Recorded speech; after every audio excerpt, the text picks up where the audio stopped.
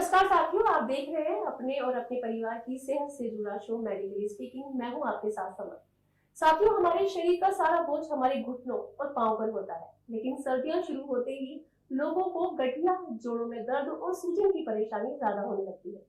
WHO के मुताबिक भारत में 6 करोड़ 23 लाख लोगों को गठिया की समस्या है। ऐसे में ये शो देखना बेहद जरूरी हो गया है। ये भारत में आमतौर पर होने वाली दूसरी गंभीर बीमारी है।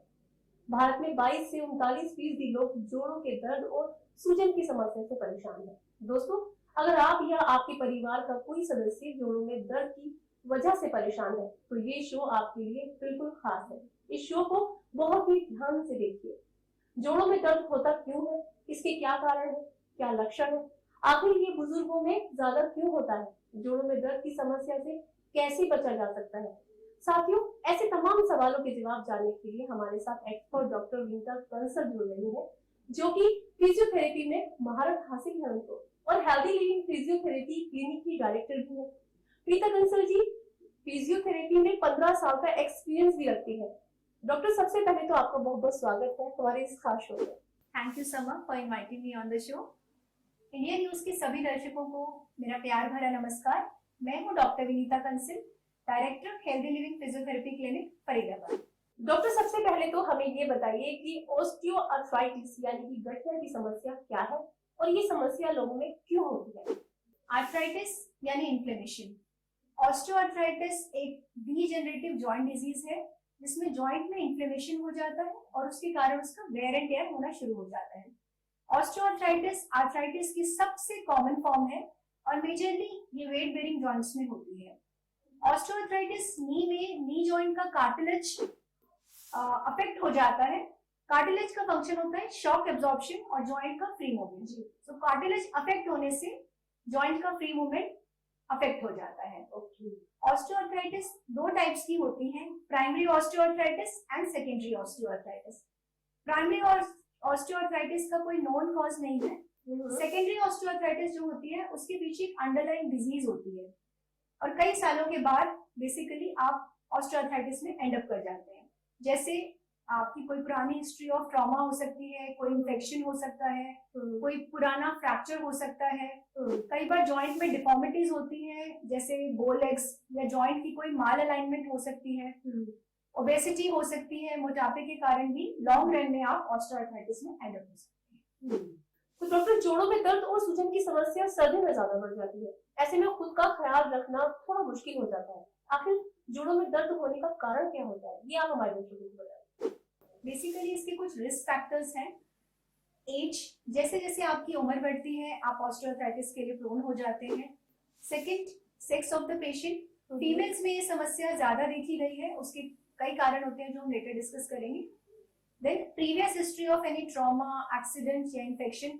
अगर जॉइंट का कोई इन्फेक्शन आपको हुआ है या पहले फ्रैक्चर हुआ है या कोई माल अलाइनमेंट रहा है, उसके कारण भी आप ज्यादा प्रोन हो जाते हैं और हो ऑस्टियोआर्थराइटिस में एंड अप हो सकते हैं। Then obesity is also one of the factors. जितना ज्यादा पेशेंट ओबीस है उतना ही ज्यादा आप रिस्क पे होते हैं ऑस्टियोआर्थराइटिस डेवलप करने के। जी, अब इनका ही देखा गया है ना, जैसे अभी हमने सवाल किया ये कि सर्दियों में ज्यादा दर्द बढ़ जाता है, तो लोग सर्दियों में कभी कभी क्या करते हैं, रेत का कुछ चीज होती है, लाइक जैसे एक बोलते हैं ना पोटली टाइप होती है, उसकी भी सिकाई करते हैं। तो हमेशा हमेशा मतलब कुछ गर्म हीट ही देनी चाहिए या फिर कुछ जैसे आइस बोलते हैं डॉक्टर, बर्फ से सिकाई करें, इन दोनों में से कौन सा सही है? एक्चुअली इनिशियल फेज में जब सिम्टम्स बहुत ज्यादा एक्यूट है, जब बहुत ज्यादा पेन है, स्वेलिंग है, आपको हीट भी फील होती है, पेशेंट हीट की कंप्लेन करते हैं कि हमें बहुत गर्मी फील हो रही है अंदर। जी जी। इनफैक्ट उस समय काफी स्वेलिंग भी रहती है, जॉइंट का साइज भी आपको थोड़ा सा, बेसिकली जॉइंट आपको थोड़ा सा बड़ा बड़ा लगेगा, स्वेलिंग होती है काफी जी। उस समय आपको हीट अवॉइड करनी चाहिए और आपको उस समय कोल्ड पैक लेना चाहिए। Cold pack wrapped in a cotton cloth, दिन में 2 से 3 बार आप रिपीट कर सकते हैं। 2-3 दिन तक जब वो स्वेलिंग कम हो जाए उसके बाद आप हीट स्टार्ट कर सकते हैं, क्योंकि अनजाने में हीट लेके आप अपने सिम्टम्स को बढ़ा देते हैं कई बार, और वो पेन अनबेरेबल इतना हो जाता है कि पेशेंट का इवन छोटे छोटे स्टेप्स लेना भी बहुत मुश्किल है। ज्यादा ये चीज लोग जानते भी नहीं है, इसलिए वो ज्यादा सर्दियों में क्या करते हैं कि बहुत ज्यादा हीट अपने जोड़ों के दर्द पे यूज करते हैं। सब एक्चुअली विंटर्स में ठंड के कारण लोग कोल्ड पैक लेना भी नहीं चाहते। बिल्कुल बिल्कुल। अगर किसी पेशेंट को होल्ड बैक लेने के बाद पेन बढ़ रहा है तो वो ऐसे पेशेंट्स उस चीज को फिर अवॉइड कर सकते हैं। तो दूसरा सवाल ये भी है मेरा आपसे कि जब गठिया की समस्या होती है तो शुरुआत में हल्का दर्द या फिर ना के बराबर होता है, ऐसे में गठिया जैसी बीमारी को पहचानना मुश्किल हो जाता है मैम। इसके शुरुआती लक्षण क्या है ताकि गठिया की बीमारी को पहचाना जा सके, ये आप हमें बताइए। गठिया के मेन सिम्टम्स हैं pain, stiffness, loss of muscle strength, loss of movement, muscle cramps and कई बार लेटर स्टेजेस में इवन डिफॉर्मिटी तक डेवलप हो जाती है।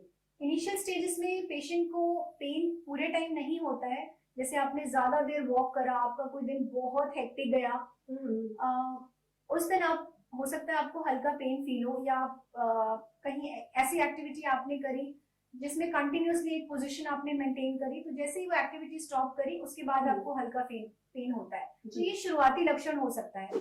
उस फेज में बहुत जरूरी है कि आप लक्षणों को पहचानिए कि क्यों मुझे पेन आ रहा है, क्योंकि इनिशियली अगर आप अपने लक्षण पहचान लेंगे, आप टाइमली मेडिकल एडवाइस ले लेंगे, तो आप ऑस्टियोआर्थराइटिस में एंड नहीं करेंगे। ओके मैम, ऑस्टियोआर्थराइटिस भारत की दूसरी गंभीर बीमारी है। लिहाजा ये बीमारी जल्दी से पीछा भी नहीं छोड़ती। आप हमारे दर्शकों को बताइए कि इस बीमारी की कितनी स्टेज है, कितने चरणों में ये बीमारी पूरी तरह से पनपती है, ये आप हमारे दर्शकों को बताइए।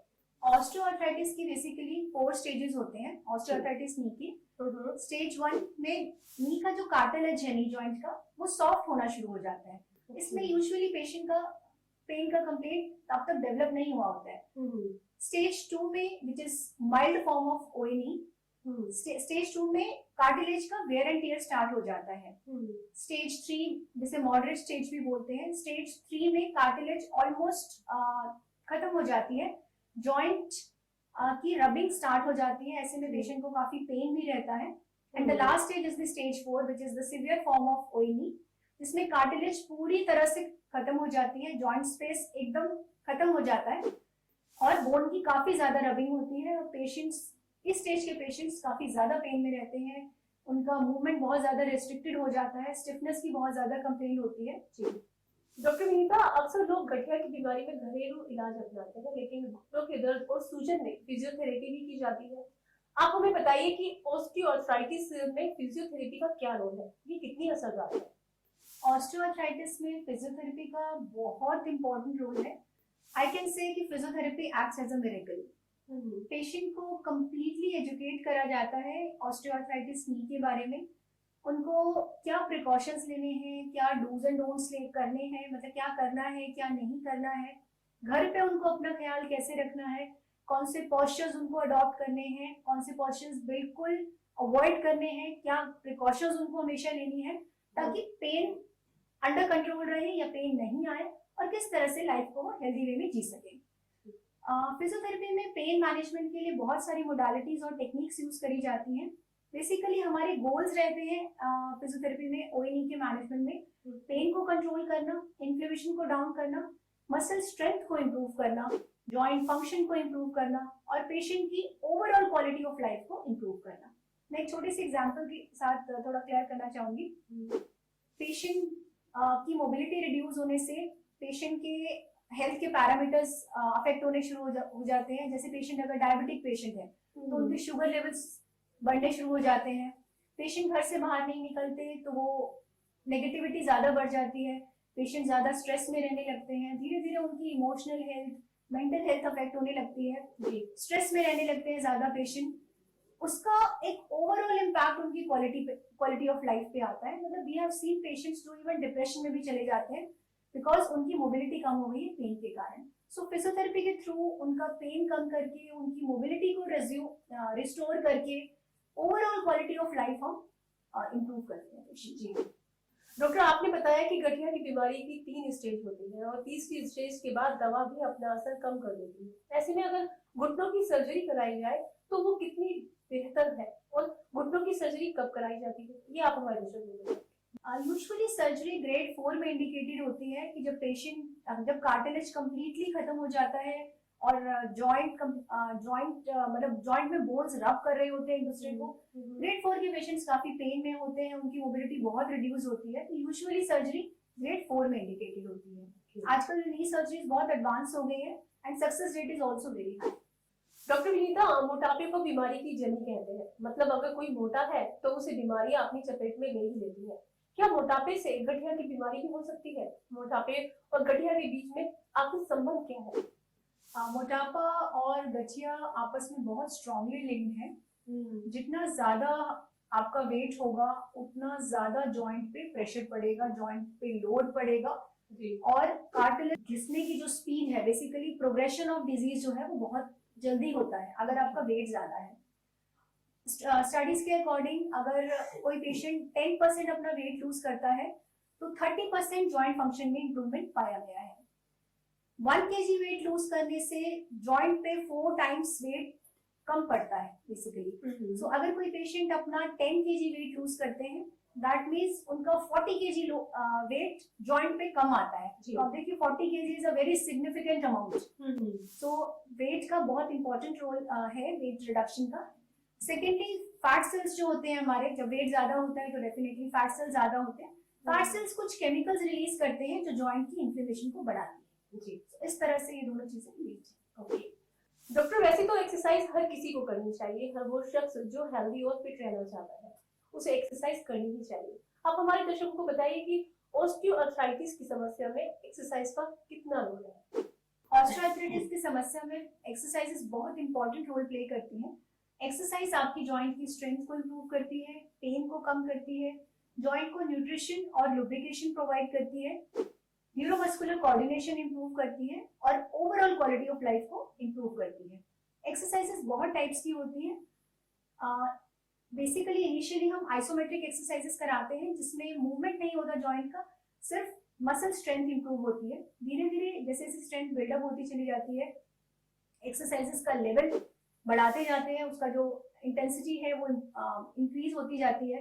वेरियस टाइप ऑफ इक्विपमेंट्स भी यूज करते हैं, जैसे हम थेराबैंड्स यूज करते हैं, वेट्स यूज करते हैं, वेट कप्स यूज करते हैं और एडवांस लेवल पे इवन फिजियोबॉल, स्टेबिलिटी ट्रेनर्स वगैरह यूज होता है, जिससे ओवरऑल स्ट्रेंथनिंग बहुत अच्छी हो जाती है। डॉक्टर, गलत लाइफस्टाइल का सीधा असर हमारी सेहत पर पड़ता है। गठिया की बीमारी में लाइफस्टाइल का क्या महत्व है? मतलब कि हमारी लाइफस्टाइल से जोड़ों पर क्या असर पड़ता है लाइफस्टाइल का? लाइफस्टाइल का ऑस्टियोआर्थराइटिस के साथ बहुत स्ट्रॉन्ग लिंक है। जितना आपका लाइफस्टाइल हेल्दी होगा, आपके स्ट्रेस लेवल्स डाउन रहेंगे, आप जब एक्टिव रहते हैं तो बेसिकली मसल स्ट्रेंथ इंप्रूव रहती है, जॉइंट लुब्रिकेटेड रहता है, जॉइंट का न्यूट्रिशन रहता है, मसल स्ट्रेंथ इंप्रूव रहती है, तो progression of disease slow down हो जाता है। सेकेंडली लाइफस्टाइल में आता है हमारा हेल्दी डाइट। जितनी आपकी डाइट हेल्दी होगी, इंफ्लेमेटरी पैरामीटर्स डाउन रहेंगे, जॉइंट में इन्फ्लेमेशन कम आएगी, आपके सिम्टम्स कम होंगे और पेन में आपको रिलीफ लगेगा। नेक्स्ट थिंग इज एक हेल्दी लाइफस्टाइल में आता है। मैम, एक सवाल मैं आपसे यहाँ पर ये करना चाहूंगी कि जैसे देखा गया काफी सारी मेडिसिन होती हैं, ट्यूब्स आती हैं, जैसे रिलीफ फास्ट वगैरह होता है, बहुत सारी ऐसी दवाइयाँ आती हैं, क्या वो फौरी तौर पे असर तो कर देती हैं, वो हमें नुकसान तो नहीं देती? देखिए ऑइंटमेंट्स में यूजुअली जो पेन किलर्स का कंटेंट होता है वो बहुत ही कम होता है। ओके, तो एज सच बहुत ज्यादा हार्म नहीं करती हैं, but definitely every medicine has its own side effects. लेकिन आप एक्यूट पेन में लगा सकते हैं, but don't make it a habit. Basically अक्सर देखा गया है कि पेशेंट कंटिन्यूअसली ऑइंटमेंट्स लगाते रहते हैं, एक टाइम के बाद इवन बॉडी स्टॉप्स रिस्पॉन्डिंग, आप उस ऑइंटमेंट पे रिस्पॉन्ड करना ही बंद कर देंगे। ओके, सो इसीलिए डिपेंडेंसी नहीं करनी है। वंस इन अ व्हाइल जब भी पेन पैरामीटर ज्यादा हो आप ऑइंटमेंट लगा सकते हैं, but don't apply it for a long period of time. उससे बेटर है आप हीट या कोल्ड एप्लीकेशन लीजिए। जैसे मैंने पहले भी बताया, जब सिम्टम्स बहुत एक्यूट है, पेन बहुत ज्यादा है, इनिशियली आप कोल्ड लीजिए, उसके बाद आप हॉट पैक पे स्विच करिए। लेकिन इवन हॉट पैक की भी डिपेंडेंसी मत रखिए बॉडी पे। बॉडी पे डिपेंडेंसी किसी भी चीज की अच्छी नहीं है। तो कुछ टाइम के बाद आप उसको भी वीन करिए। The only parameters which is most important is a healthy lifestyle and regular exercise. जब हम किसी चीज की आदत डाल लेते हैं तो फिर हमें वही करना होता है, वो ज्यादा किसी भी चीज की आदत डालना सेहत की नुकसान है। इनफैक्ट एक टाइम के बाद आपकी बॉडी स्टॉप कर देगी रिस्पॉन्ड करना। So the best way is पहले पेन कंट्रोल करिए, उसके बाद रेगुलरली एक्सरसाइज करिए। डॉक्टर नीता, कहा जाता है कि अगर हेल्दी रहना है तो उसके लिए हेल्दी डाइट लेनी भी जरूरी है। गठिया की बीमारी में कैसी डाइट लेनी चाहिए? मसलन किन चीजों का सेवन करना है और किन खाने की चीजों का परहेज करना जरूरी है? गठिया में डाइट का बहुत इंपॉर्टेंट रोल है। आपको बेसिकली एंटी इंफ्लेमेटरी डाइट लेनी है। Anti inflammatory diet easily available होती है हमारी ग्रीन लीफी वेजिटेबल्स में, नट्स में जी। एंड स्पेशली जैसे ब्रोकली है, ब्रोकली में भी कुछ कंपाउंड्स पाए जाते हैं जो गठिया की इन्फ्लेमेशन को कम करते हैं। जी। आपको डीप पिगमेंटेड वेजिटेबल्स ले सकते हैं आप। फ्रेश फ्रूट्स एंड वेजिटेबल्स बहुत हेल्पफुल होती है। Vitamin C rich diet is very helpful, जैसे बेरीज हो गई, ब्लूबेरी है, स्ट्रॉबेरी है। Omega 3 fatty acids are very important. Omega 3 fatty acids easily available होते हैं आलमंड्स में, फ्लेक्स सीड्स में, अखरोट में एक्सेट्रा। कुछ चीजें हैं जो आपको अवॉइड करनी है जो इन्फ्लेमेशन बढ़ाती हैं। उसमें मेनली है जितने भी प्रोसेस्ड फूड्स होते हैं वो हमारे इन्फ्लेमेशन को बढ़ाते हैं। आपको रिफाइंड फूड्स अवॉइड करने हैं जैसे मैदा एक्सेट्रा। डीप फ्राइड फूड्स आपको अवॉइड करने हैं और जितने भी शुगर लोडेड आइटम्स हैं वो आपको अवॉइड करने हैं। अच्छा नीता जी, एक सवाल और है मेरा। जिन लोगों को गठिया बाय का इश्यू होता है तो उन्हें ये नहीं पता होता कि वो कौन सी दालें खाएं, कौन सी सब्जियां खाएं, जो कि बहुत अहम रोल होती है। अगर हम उन चीजों को इंटेक्ट करते हैं तो हमारा दर्द कहीं और ज्यादा बढ़ जाता है। तो आप हमारे दर्शकों को बताइए, क्योंकि इस टाइम ये शो उन लोगों के लिए काफी इंपॉर्टेंट है जो ये शो देख रहे हैं। तो आप सजेस्ट करिए कि कौन सी दालें और कौन सी सब्जियां नहीं खानी चाहिए। जी आपको हैवी दालों का अवॉइड करना है जैसे उड़द, चना, राजमा। और दही भी आपको अवॉइड करना है। दही आप फ्रेश दही ले सकते हैं लेकिन ठंडा दही आपको, बेसिकली फ्रिज में रखा दही आपको अवॉइड करना है। और सब्जियों में कुछ सब्जियां जो ज्यादा बॉडी में गैस प्रोड्यूस करती हैं वो आपको अवॉइड करनी है, जिसमें गोभी हो गया, भिंडी हो गया, इस तरह की सब्जियां आपने अवॉइड करनी है। ओके डॉक्टर विनीता, जिन लोगों को गठिया की बीमारी है तो वो लोग क्या सावधानियां बरत सकते हैं, क्या इलाज कर सकते हैं? ऐसे लोगों के लिए कुछ घरेलू इलाज बताइए ताकि वो घुटनों के दर्द की समस्या में राहत पा सके। घर पे जब भी आपको जिस दिन ज्यादा पेन हो उस समय आप बेसिकली रेस्ट करिए। अननेसेसरी आप ज्यादा वॉक मत करिए। अगर जैसे आपका रेगुलर वॉक का रूटीन है तो जिस दिन आपको सिम्टम्स आ रहे हैं आप उस दिन रेस्ट करिए। पहले हमारा गोल होना चाहिए कि हम पेन को कम करें। जी। उस समय आपको एक्सरसाइज भी नहीं करनी है, क्योंकि अक्सर ये देखा गया है कि पेशेंट को जैसे ही पेन आता है वो एक्सरसाइज स्टार्ट कर देते हैं। वो एक बहुत ही गलत अप्रोच है जिससे पेन के सिम्टम्स और ज्यादा बढ़ जाते हैं। तो जिस समय बेसिकली पेन ज्यादा है आपको, आप उस समय रेस्ट करिए। आप कोल्ड पैक लीजिए। अगर कोल्ड से आपको लगता है सिम्टम्स मेरे बढ़ रहे हैं तो आप फिर हॉट पैक ले सकते हैं। जी। नेक्स्ट, आपने मालिश नहीं करवानी है। अक्सर ये देखा गया है दर्द होते ही पेशेंट्स मालिश करवा लेते हैं, तो उससे भी समस्या और ज्यादा बढ़ जाती है। तो आपको मालिश नहीं करवानी है। आपको वाइब्रेटर भी नहीं यूज करना है। अक्सर ये भी देखा गया है कि पेशेंट वाइब्रेटर यूज कर लेते हैं, जो जनरल बॉडी वाइब्रेटर्स होते हैं, उससे भी बेसिकली इन्फ्लेमेशन बढ़ जाता है। अच्छा मैम, ये सवाल काफी इम्पोर्टेंट आपने बताया, क्योंकि जब गठिया में दर्द होता है ना, गठिया के जोड़ों में, तो लोग वाकई में मतलब मसाज कराते हैं और साथ साथ वाइब्रेट मशीन यूज करते हैं। तो आखिर वो क्यों यूज नहीं करनी चाहिए, क्या वजह है? उससे तो आराम मिलता है। एक्चुअली जिस समय सिम्टम्स बहुत ज्यादा बढ़े हुए हैं, पेन है, इन्फ्लेमेशन है, उस समय ऑलरेडी टिश्यू इरिटेटेड है, इन्फ्लेम्ड है। अगर आप कुछ भी ऐसे विगरस मूवमेंट्स करेंगे, जैसे यूजुअली मालिश के लिए जो भी आते हैं वो बहुत स्ट्रॉन्ग हैंड्स के साथ टिश्यूज को रब करते हैं। अगर इन्फ्लेमेशन 40% है तो just by rubbing the tissues so hard वो इन्फ्लेमेशन इवन 80 to 90% पहुंच जाती है। अक्सर देखा गया है, मतलब पेशेंट हमारे पास आते हैं, शायद प्रॉब्लम उतनी, सिम्टम उतना ज्यादा वर्स नहीं था, लेकिन मालिश करा ली या वाइब्रेटर का यूज कर लिया तो सिम्टम्स इतने ज्यादा बढ़ जाते हैं कि पेशेंट इवन चलने की हालत में भी नहीं होते। तो ये चीज का ध्यान रखना बहुत जरूरी है। ठीक है डॉक्टर, एक सवाल हमारे दर्शकों को ये बताइए कि हड्डियों से जुड़ी समस्याएं अक्सर महिलाओं में ज्यादा क्यों होती है, इसका क्या कारण है? एक्चुअली फीमेल अपनी लाइफ टाइम में कई फेजेस अंडरगो करती है, जैसे प्रेगनेंसी फेज, जिस समय कैल्शियम की रिक्वायरमेंट बहुत ज्यादा होती है।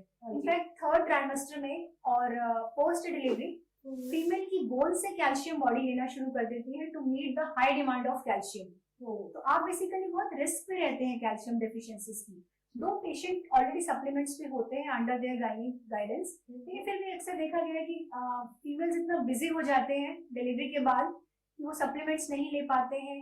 बेबी का ध्यान रखते हैं लेकिन खुद का ध्यान नहीं रखते हैं प्रॉपरली। उस समय वो बहुत ज्यादा प्रोन हो जाते हैं कैल्शियम डेफिशिएंसी के, जिसके कारण बोन की डेंसिटी पे असर आना शुरू हो जाता है और बोन डेंसिटी कम होते ही वो जॉइंट रिलेटेड डिजीजेस के लिए प्रोन हो जाते हैं। थर्ड, मेनोपॉज फेज में, ड्यूरिंग द मेनोपॉज या after the menopause, estrogen hormone जो है वो डिक्रीज, उसकी प्रोडक्शन डिक्रीज हो जाती है। और हार्मोन जो होते हैं वो फीमेल बॉडी के बेसिकली वो जॉइंट प्रोटेक्टिव होते हैं। तो जैसे ही इन हार्मोन्स की प्रोडक्शन डिक्रीज होनी शुरू हो जाती है और एक टाइम के बाद बिल्कुल मिनिमल हो जाती है, तो बोन डेंसिटी कम होनी शुरू हो जाती है। इसीलिए फीमेल्स ज्यादा प्रोन रहते हैं हमेशा compare to the male counterpart. Ma'am, show को खत्म करने से पहले एक आखिरी सवाल आपसे जानना चाहूंगी कि जो लोग हेल्दी है, स्वस्थ है, ऐसे लोग ऑस्टियोआर्थराइटिस की समस्या से कैसे बच सकते हैं? आप ऐसे लोगों को क्या मैसेज देना चाहेंगे अपनी तरफ से? मेरा मैसेज है कि आप एक हेल्दी लाइफस्टाइल मेंटेन करिए, सेडेंटरी ना रहे, मोबाइल फोन्स पे ज्यादा टाइम ना स्पेंड करिए, वो टाइम आप एक्सरसाइज के लिए यूटिलाइज कर सकते हैं। एक्सरसाइज लाइफ में बहुत इंपॉर्टेंट रोल प्ले करती है। एक्सरसाइज आपकी बॉडी को, आपके जॉइंट्स को स्ट्रेंथन रखेगी। नेक्स्ट है कि आप जंक फूड अवॉइड करिए, आप हेल्दी डाइट लीजिए। हेल्दी डाइट आपको बहुत सारी बीमारियों से बचाएगी। जंक फूड आपकी जॉइंट की इन्फ्लेमेशन बढ़ा सकती है। सो जंक फूड अवॉइड करिए और हेल्दी डाइट लीजिए।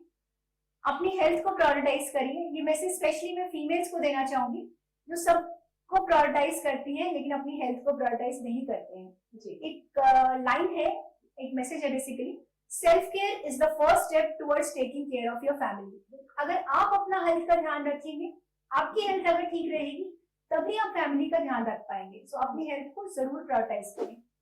नेक्स्ट, मॉर्निंग में थोड़ा सा जल्दी उठिए, थोड़ा स्पिरिचुअलिटी के साथ कनेक्ट होइए। आप मेडिटेशन करिए, प्राणायाम करिए, ग्रैटिट्यूड अफर्मेशंस करिए। जब आप ग्रैटिट्यूड अफर्मेशंस करते हैं तो आपके स्ट्रेस लेवल्स लो रहते हैं, आप खुश रहते हैं और आप अपने सभी कार्यों में अपना 100% दे पाते हैं। इससे आपकी हेल्थ भी अच्छी रहेगी। जी। सो अपनी हेल्थ को प्रायोरिटाइज करिए और एक हेल्दी लाइफस्टाइल मेंटेन करिए। साथ ही डॉक्टर नीता कंसल जी ने गठिया जैसी गंभीर बीमारी को लेकर सभी अहम जानकारियां बहुत ही आसान भाषा में हमें दी। तो डॉक्टर, हमारे साथ शो में जुड़ने के लिए आपका बहुत बहुत शुक्रिया। Thank you India news for giving me the opportunity to share my knowledge. India news के भी सभी दर्शकों को नववर्ष 2024 की ढेर सारी शुभकामनाएं। अपना ख्याल रखिए, सदा स्वस्थ रहें, स्टे हैप्पी, स्टे हेल्दी। दर्शकों, आशा करती हूँ कि डॉक्टर द्वारा बताई गई सभी जानकारी आपके बहुत काम आएंगी और इस जानकारी के जरिए आप खुद को और अपने परिवार को गठिया जैसी गंभीर बीमारी से बचा सकते हैं। गठिया की बीमारी एक बहुत ही गंभीर बीमारी है। इस बीमारी से बचने के लिए सावधानी बरतें, अपने खान पान का ध्यान रखें और अपनी लाइफस्टाइल को चेंज रखें। तो चलिए दोस्तों, फिलहाल मुझे दीजिए इजाजत। अगले शो में फिर होगी आपसे मुलाकात एक नई बीमारी और उससे जुड़े सॉल्यूशन के साथ। नमस्कार।